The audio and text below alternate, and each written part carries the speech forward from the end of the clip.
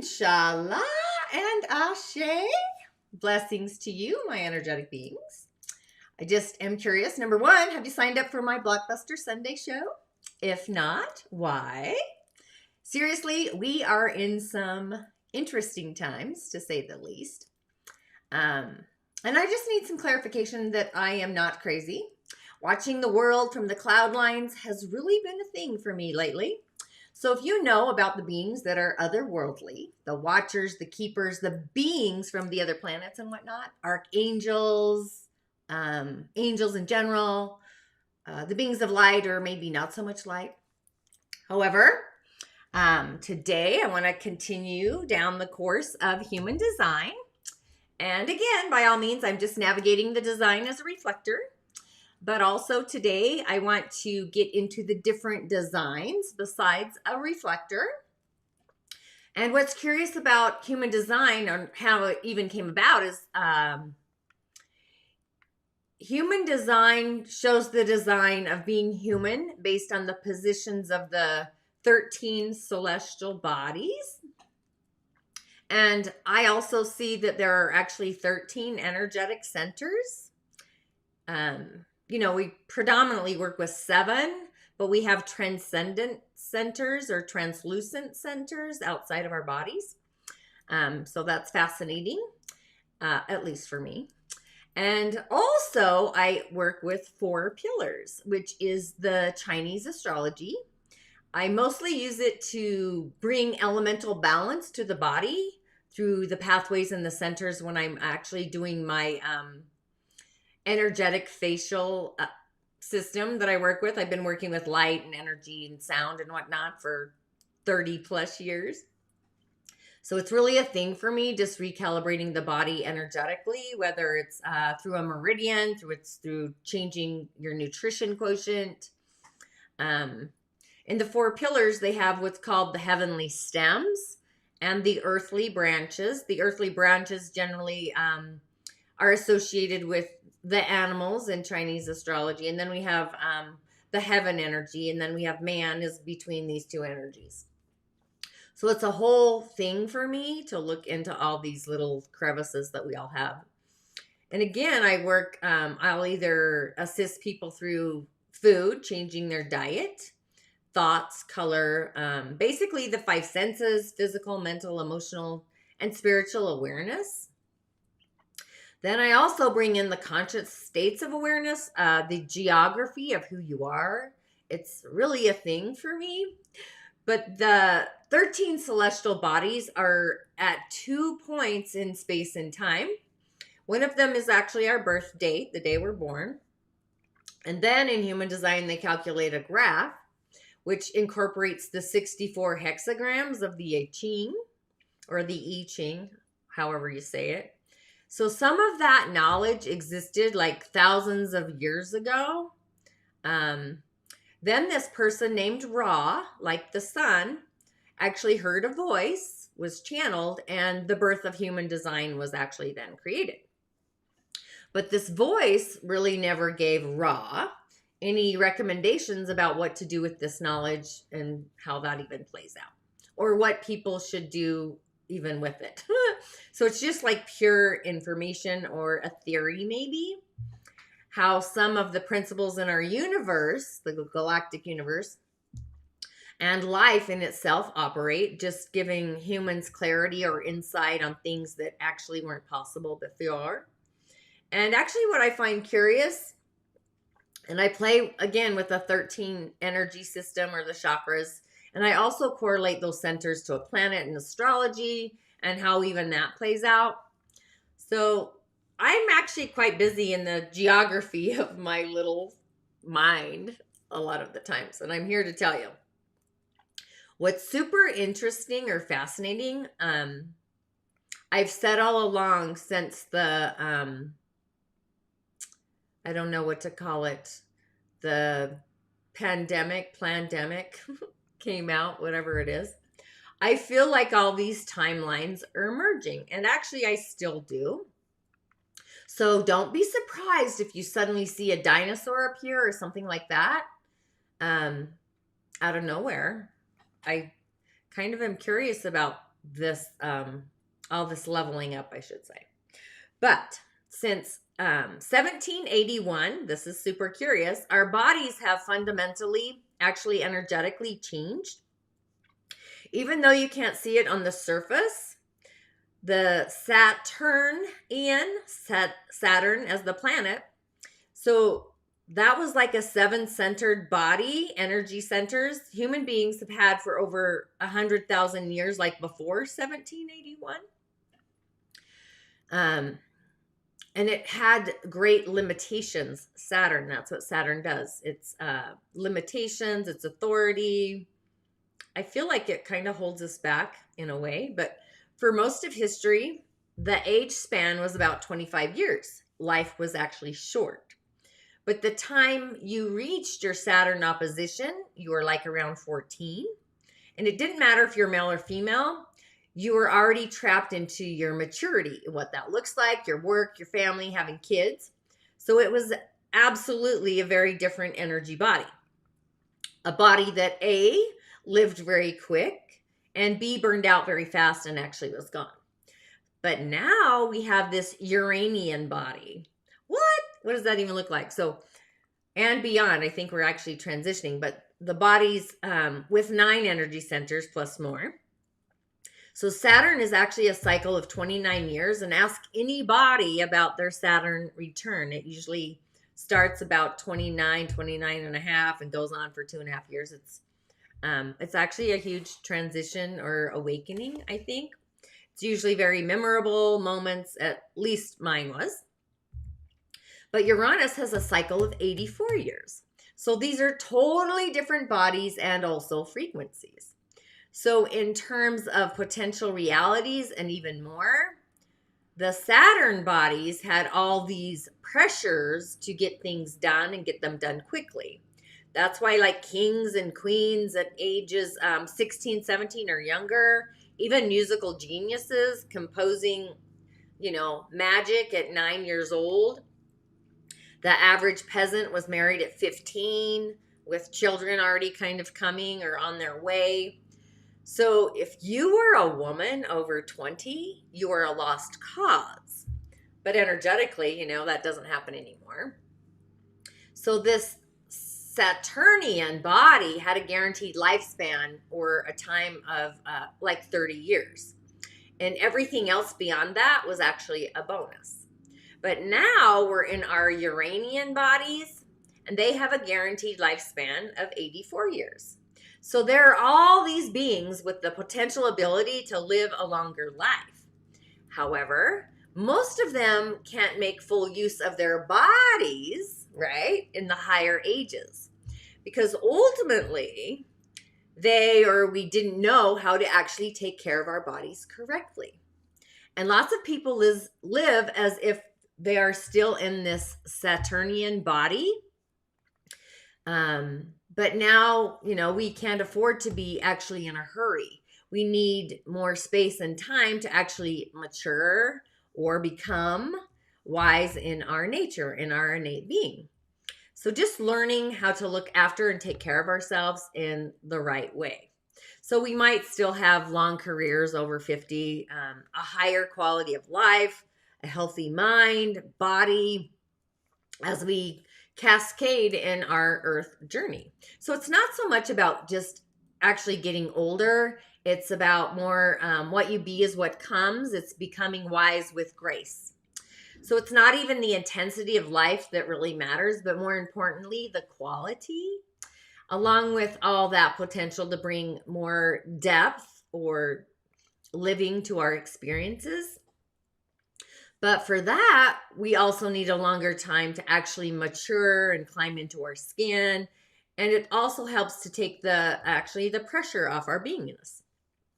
So the Uranian body is actually made to bloom or flower actually after the age of 50.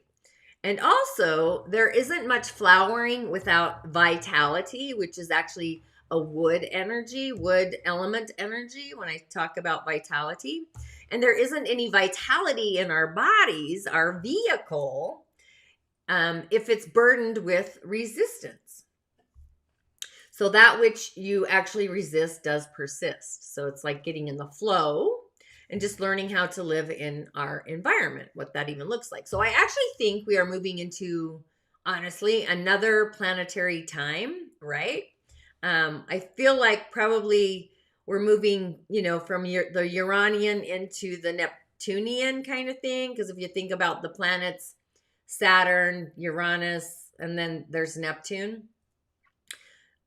So we're probably going to live to be wiser, older, or I don't know, there's so much going on.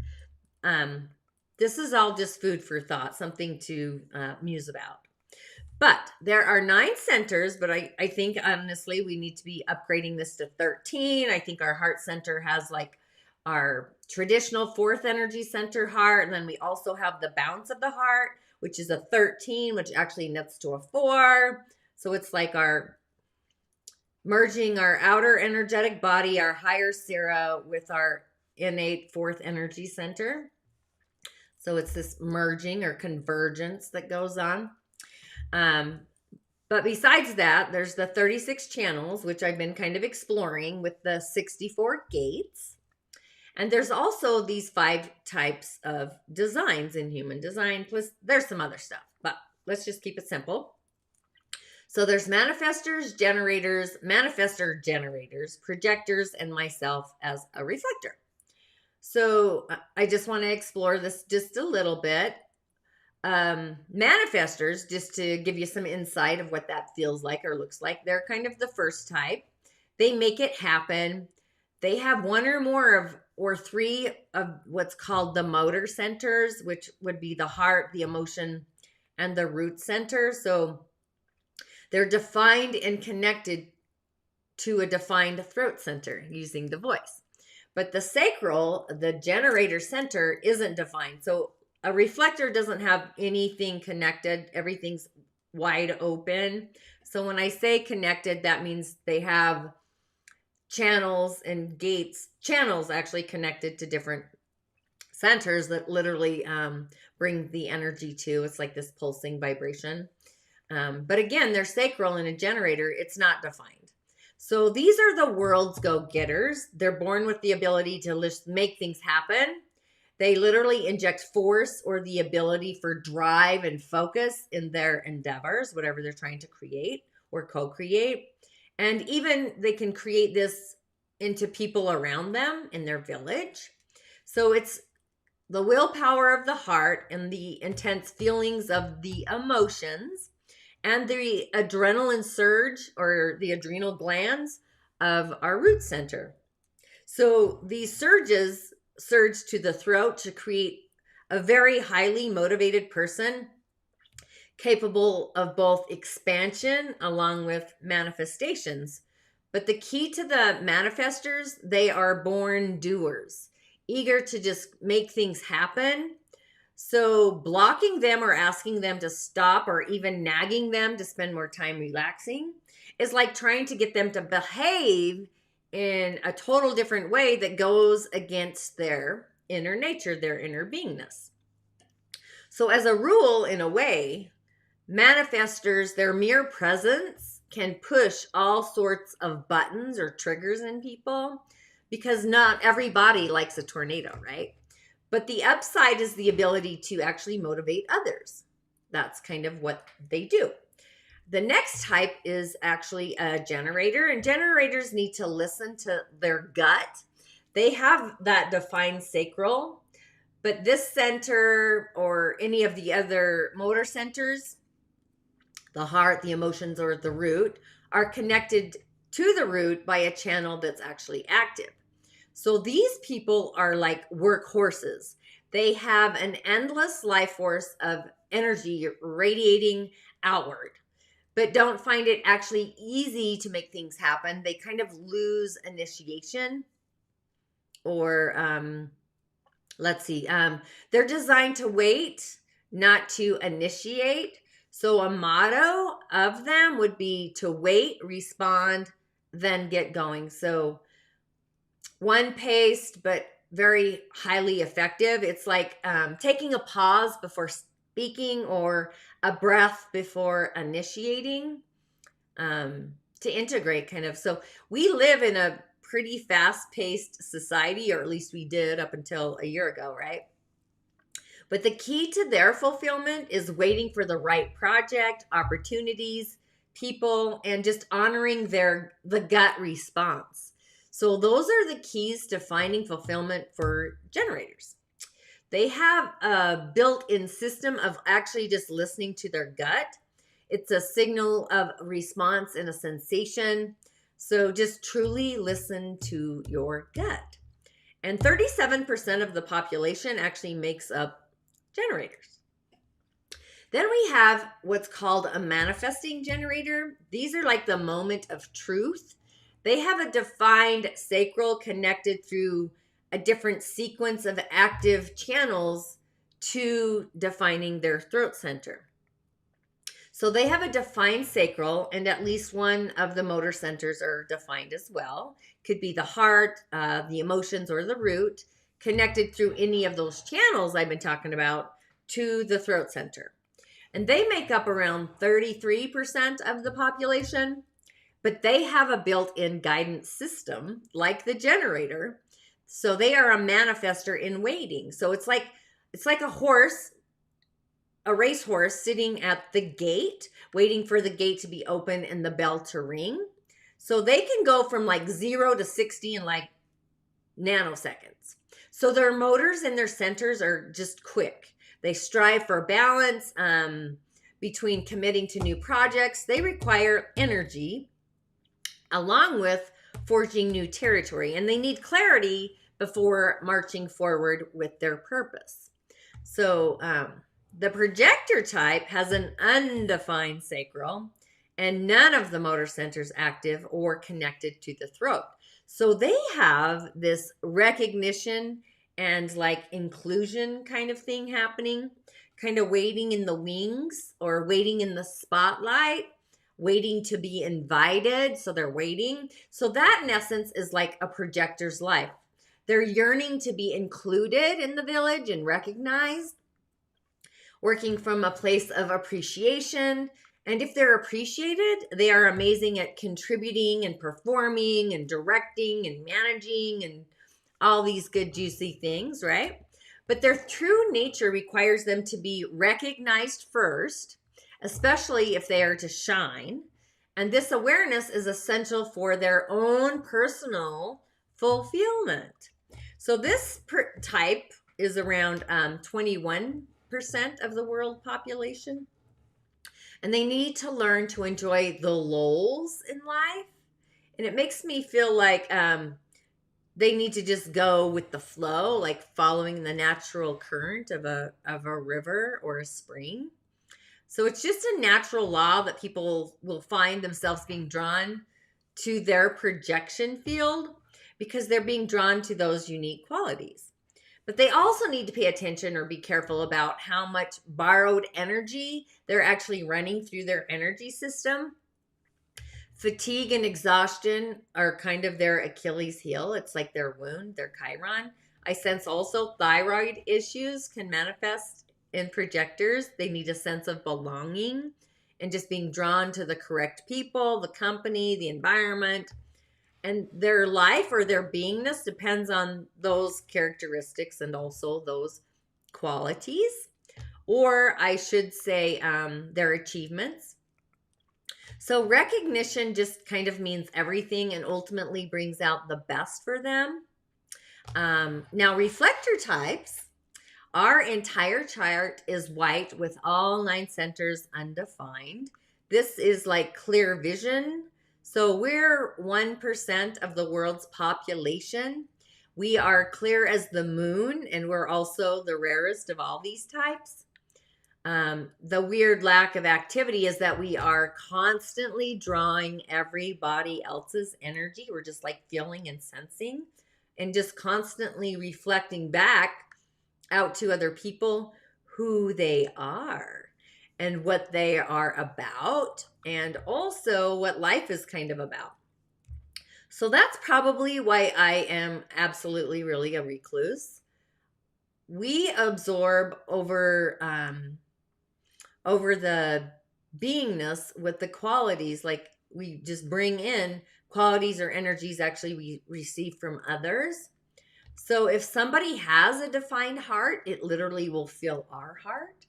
If they have a defined emotional center, we flood with emotions and so on and so on. So this makes us experience others before we usually experience ourselves, just by our innate nature. So we witness the energies passing through others and what that even means for or to everybody else. So we're like mirrors, and people will see themselves in us.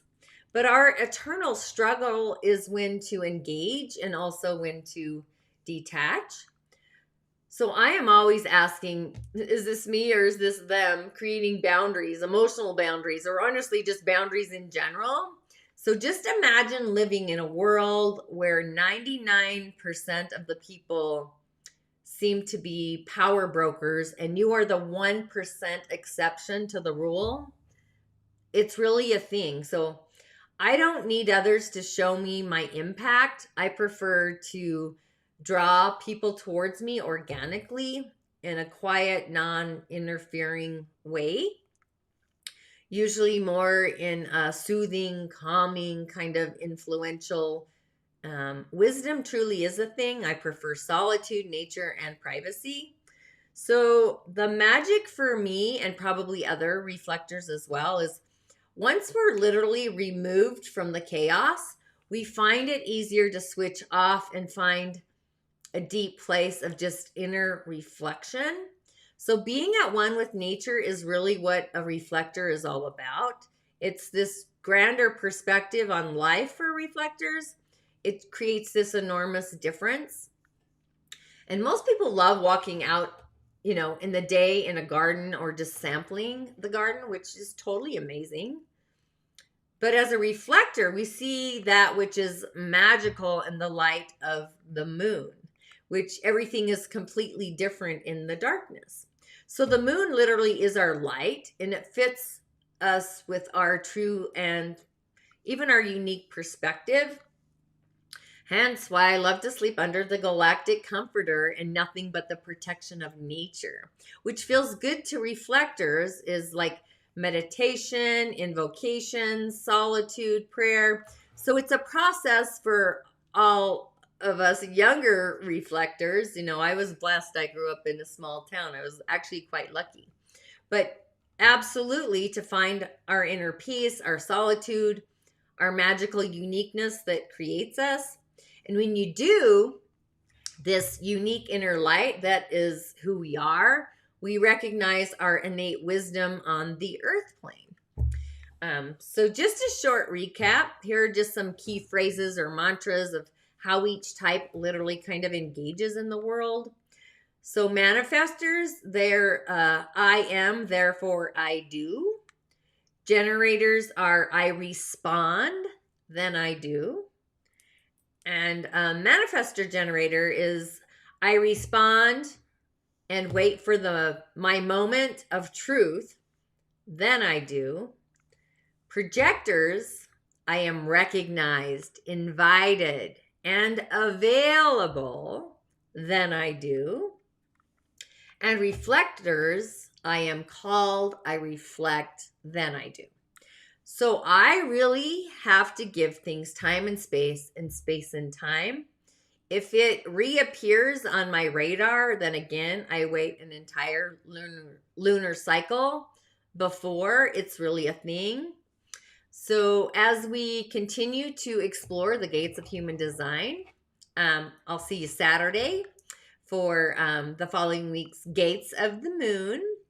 And also be sure to subscribe or fill out my form for my BLOCKBuster Sunday. This Sunday, I'm actually going to, besides work on a BLOCKBuster question somebody put in, but I want to also do a recalibration a little bit for people who either have chosen to participate in the jab or people who want to remain organic, like myself, and do an energetic calibration just to shore up your borders, actually. So, InSHalla and Ashe. And as always, hopefully, I will see you on the other side.